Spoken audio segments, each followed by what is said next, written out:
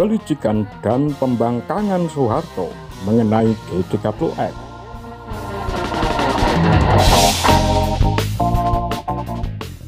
Menurut Turnquist, Soeharto menunggu sambil melihat apa yang terjadi, dan kemudian pada saatnya dipecundanginya baik Soekarno maupun Nasution. Begitu melihat bahwa perkembangan peristiwa 30 September memungkinkan dia dan kliknya untuk segera melakukan coup yang menurut pertimbangannya akan berhasil, maka Soeharto dengan menggunakan sekutu yang buat sementara dapat dikelabui, maka ia segera memukul gerakan 30 September. Menggunakan tangan gerakan 30 September untuk memukul dan menghancurkan rival-rivalnya sesama jenderal. Dengan demikian memudahkan dia naik ke jenjang tertinggi kekuasaan. Kemudian dia menggunakan terbunuhnya 6 jenderal sebagai dalih untuk menghancurkan gerakan 30 September, memukul PKI dan menggulingkan Presiden Soekarno. Inilah tindakan pertama yang sangat licik dan keji dari Soeharto.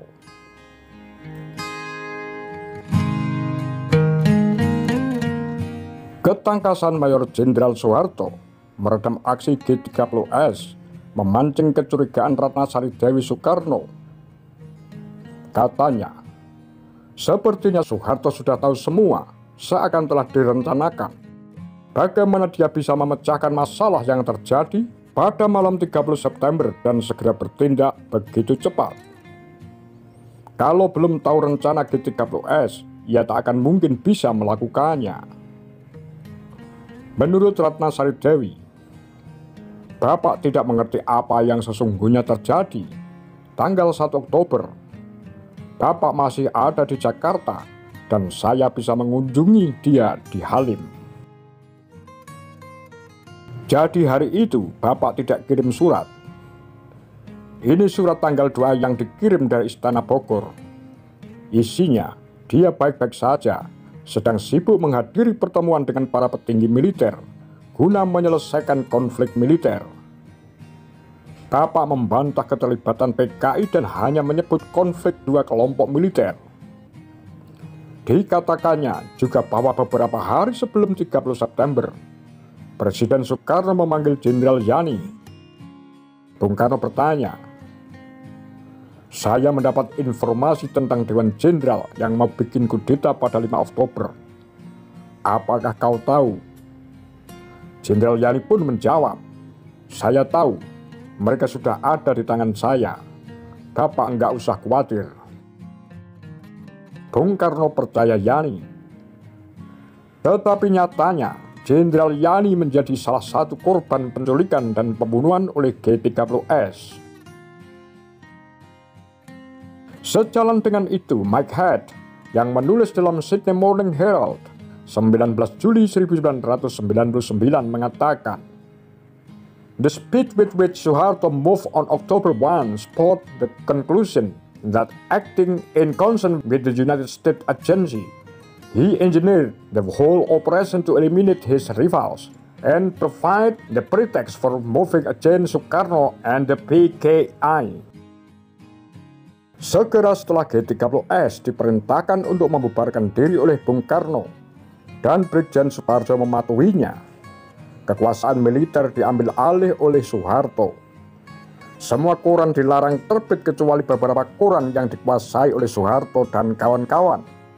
Melalui Departemen Penerangan di bawah pimpinan Mayor Jenderal Ahmadi, lalu disebarkan fitnah dan propaganda bohong serta keji lewat televisi, radio, koran-koran milik Angkatan Darat dan CSIS, sebuah lembaga penelitian milik Jenderal Ali Murtopo yang sebelumnya bersama Jenderal Yoga Sugama dan Jenderal Benny Murdani telah mendapatkan pendidikan intelijen dari CIA Amerika Serikat. Media massa sepenuhnya dikontrol oleh Angkatan Darat. Koran-koran militer seperti Angkatan Bersenjata dan Berita Yuda dipenuhi berita-berita sensasional bahwa para jenderal dan perwira korban pembunuhan G30S dibawa ke lubang buaya, dibuang ke sumur, setelah sebelumnya disiksa dan disayat-sayat dalam pesta seksual harum bunga yang diadakan para anggota Gerwani dan pemuda rakyat. Setelah meletusnya peristiwa 30 September, yaitu pada tanggal 1 Oktober 1965, sejumlah perwira tinggi Angkatan Darat berkumpul di Kostrad melakukan kegiatan yang menentang Presiden atau Panglima tertinggi Soekarno. Kegiatan itu antara lain yaitu tidak diperbolehkannya Jenderal Umar Wirahadikusuma yang pada waktu itu sebagai Pangdam 5 Jaya Jakarta Raya, yang juga merupakan salah seorang yang dipanggil Presiden Soekarno. Soeharto dengan galak dan angkuh mengatakan kepada kurir pribadi Presiden Soekarno dalam bahasa Belanda, "Jenderal Umar, please here." Sesuai dengan rencananya, maka Soeharto pada 1 Oktober 1965 itu, tanpa sepengetahuan apalagi seizin Soekarno, Presiden Pangti Apri dalam briefing para jenderal di markas Kostrad mengangkat dirinya menjadi pimpinan TNI Angkatan Darat, mengambil alih jabatan yang dipangku oleh Jenderal Ayani yang sudah barang tentu diketahuinya telah terbunuh. Padahal jabatan Panglima suatu angkatan di dalam ABRI adalah jabatan politik yang merupakan hak prerogatif Presiden untuk menentukannya. Dalam kaitan ini, Soeharto dan kliknya menggunakan dalih bahwa tindakan itu sesuai dengan SOP yang berlaku. Dan Soeharto sendiri menyatakan, "Karena saya adalah satu-satunya Panglima lapangan yang masih bisa bertindak. Saya pernah ditugaskan sebagai pejabat Kepala Staf Angkatan Darat pada waktu Jenderal Yani tidak ada di tempat. Karena perintah Presiden Pangti Apri yang menyatakan pimpinan Angkatan Darat sementara berada langsung dalam tangan Presiden Pangti Apri, maka SOP yang diandalkan Soeharto itu tidak mempunyai dasar dan kekuatan lagi. Dan ketika itu juga Presiden Soekarno telah mengirim Laksamana E. Martadinata ke markas Kostrad dengan perintah agar Jenderal Soeharto menghadap Presiden. Tetapi Jenderal Soeharto menolak perintah itu. Penolakan dan dikesampingkannya hak Presiden Pangti Apri tersebut diakui Soeharto dalam 4 petunjuk kepada Presiden Soekarno yang harus disampaikan oleh Kolonel KKU Bambang Wijanarko yang datang ke Kostrad pada 1 Oktober itu untuk memanggil Jenderal Pranoto Rekso Samudro yang telah diangkat menjadi caretaker Menpangat oleh Presiden Pangti Apri untuk datang ke Halim menemui Presiden Soekarno. Usaha Bambang Wijanarko untuk meminta Jenderal Pranoto Rekso Samudro ke Halim itu dihalangi oleh Soeharto. 4 petunjuk Soeharto itu adalah: 1. Mayor Jenderal Pranoto Rekso Samudro dan Mayor Jenderal Umar Wirahadikusuma tidak dibenarkan menghadap Presiden Soekarno untuk tidak menambah korban. Hal ini berarti Soeharto menuduh Presiden Soekarno sebagai yang bertanggung jawab atas penculikan sejumlah jenderal. Ucapan Soeharto ini sesuai dengan jawaban Yoga Sugama pada pagi hari di Kostrad tentang keterlibatan Presiden Soekarno. Karena Ketua Dewan Revolusi adalah Kolonel Untung, pasukan pengawal Presiden. Kedua, Mayor Jenderal Soeharto telah mengambil oper pimpinan TNI Angkatan Darat berdasarkan perintah tetap Menpangat. Ini berarti perintah tetap Menpangat maksudnya konsensus dalam TNI Angkatan Darat lebih tinggi dari hak prerogatif Presiden dalam menentukan siapa yang harus memangku jabatan Panglima suatu angkatan. Ketiga, diharapkan agar perintah-perintah Presiden Soekarno selanjutnya disampaikan melalui Mayor Jenderal TNI Soeharto. Hal ini berarti Mayor Jenderal TNI Soeharto yang mengatur Presiden Soekarno untuk berbuat ini ataupun itu, meskipun dibungkus dengan kata-kata diharapkan. Semestinya Presiden yang mengatur Mayor Jenderal Soeharto, bukan sebaliknya. Presiden adalah Panglima tertinggi ABRI. Keempat, Mayor Jenderal TNI Soeharto memberi petunjuk kepada Kolonel KKO Bambang Wijanarko agar berusaha membawa Presiden Soekarno keluar dari Pangkalan Udara Halim Perdana Kusuma karena pasukan Kostrad akan membersihkan pasukan-pasukan pendukung G30S yang berada di Halim. Sebelum tengah malam 1 Oktober 1965. Ini berarti Soeharto memerintahkan Soekarno meninggalkan Halim karena Halim akan diserbu. Padahal sebelumnya, Presiden Soekarno telah memerintahkan Brigadir Jenderal Suparjo untuk menghentikan operasi militernya. Namun, situasi ini digunakan oleh Soeharto untuk melakukan gerakannya pada 1 Oktober, yang kemudian disebut Gestop. Singkatan dari gerakan 1 Oktober itu untuk memukul G30S. Jadi, dua gerakan militer, yang satu G30S dan yang satu lagi Gestop. Dengan 4 petunjuk Mayor Jenderal Soeharto kepada Presiden melalui Kolonel Bambang Wijanarko itu memperlihatkan bahwa Soeharto dengan menggunakan G30S untuk Latif Suparjo dan Gestop, Soeharto, Yoga Sugama, dan Alimotopo mulai 1 Oktober 1965 secara de facto menjadi penguasa di Indonesia. Sebagai langkah awal untuk secara de jure menguasai Indonesia, beginilah Soeharto melakukan dan memulai kudetanya.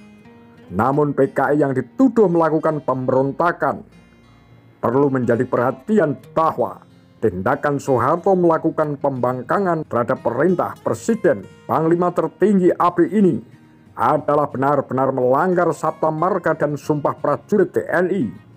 Juga gerakan 1 Oktober, Soeharto yang disebut oleh Bung Karno sebagai Gestop dalam menghancurkan G30S memang bertindak sangat cepat dan tangkas sekali. Seolah-olah semua skenario sudah di dalam tangan dan tahu kemana pion akan dilangkahkan dan kelanjutannya. Dan kalau kita ikuti penjelasan Mr. Y. Pohan bahwa sesungguhnya Soeharto berlayar di atas 2 perahu, maka baik G30S maupun Gestop adalah berada dalam pimpinan Soeharto. Atau dengan kata lain, Soeharto adalah otaknya G30S dan juga otaknya Gestop. Dalam tulisannya yang berjudul Malam Jahanam, Harsutejo menjelaskan, perlu ditambahkan bahwa rencana pengambilan atau penculikan para jenderal telah diketahui beberapa hari sebelumnya serta beberapa jam sebelum kejadian berdasarkan laporan Kolonel Abdul Latif, bekas anak buah Soeharto yang menjadi salah seorang penting dalam G30S. Jenderal Soeharto sebagai Panglima Kostrad tidak mengambil langkah apapun, justru hanya menunggu. Kenyataan ini membuat kecewa dan dipertanyakan salah seorang bekas tangan kanan Soeharto yang lebih berjasa mengepung Istana Merdeka pada 11 Maret 1966, Letnan Jenderal Purnawirawan Kemal Idris.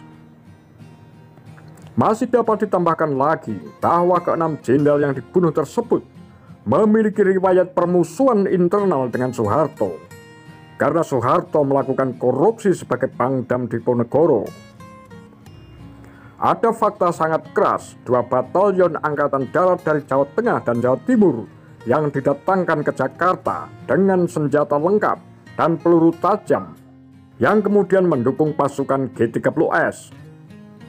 Semua itu atas perintah Panglima Kostrad Mayor Jenderal Soeharto yang diinspeksinya pada 30 September 1965 jam 08.00. Tentunya dia pun mengetahui dengan tepat kekuatan dan kelemahan pasukan tersebut beserta jejaring intelijennya, di samping adanya tali temali dengan intelijen Kostrad lewat tangan Kolonel Alimotopo. Tentu saja masalah ini tak pernah diselidiki. Jika dilakukan hal itu dapat membuka kedok Soeharto menjadi telanjang di depan Korps TNI Angkatan Darat ketika itu.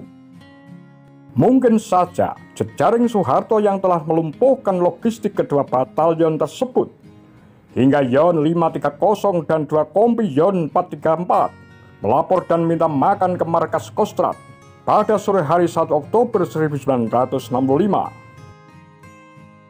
Kedua pasukan ini bersama pasukan Letkol Untung dihadapkan pada pasukan RPKAD. Itulah sejumlah indikasi kuat keterlibatan Jenderal Soeharto dalam G30S. Ia bermain di dua kubu yang dia hadapkan dengan mengorbankan 6 jenderal.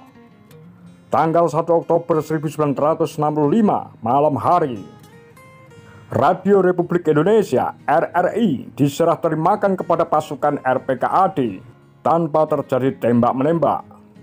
Dan pasukan yang tadinya menguasai RRI Yon 530 bergabung ke Kostrad kembali kepada induk kesatuan yang memerintahkannya. RRI dikuasai oleh Kostrad dan pengumuman-pengumuman dari Soeharto berkumandang. Sedang pengumuman dari Presiden, pemerintah dihalangi, tidak pernah disiarkan.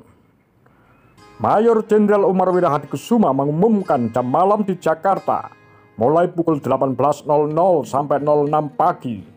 Dan menutup semua koran kecuali Angkatan Bersenjata dan Berita Yuda.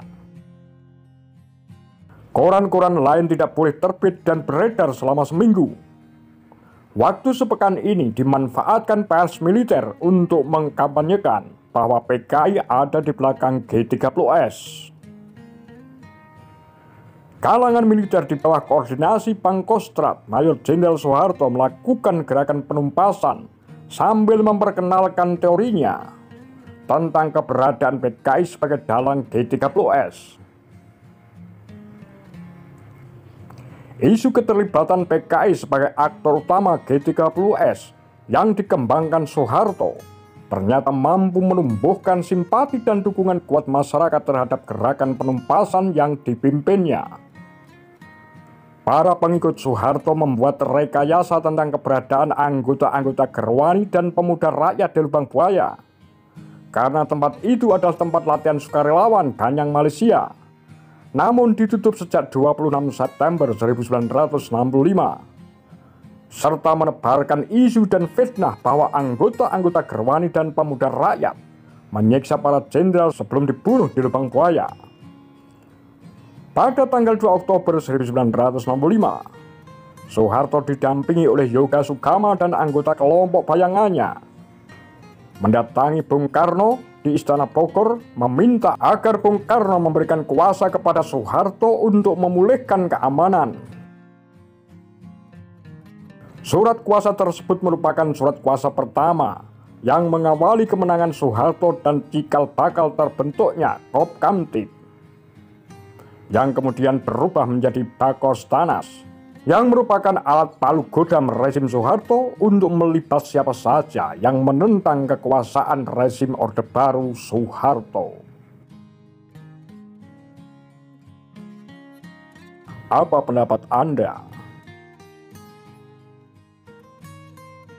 Demikian Kura-Kura Takar Lambe Sundel.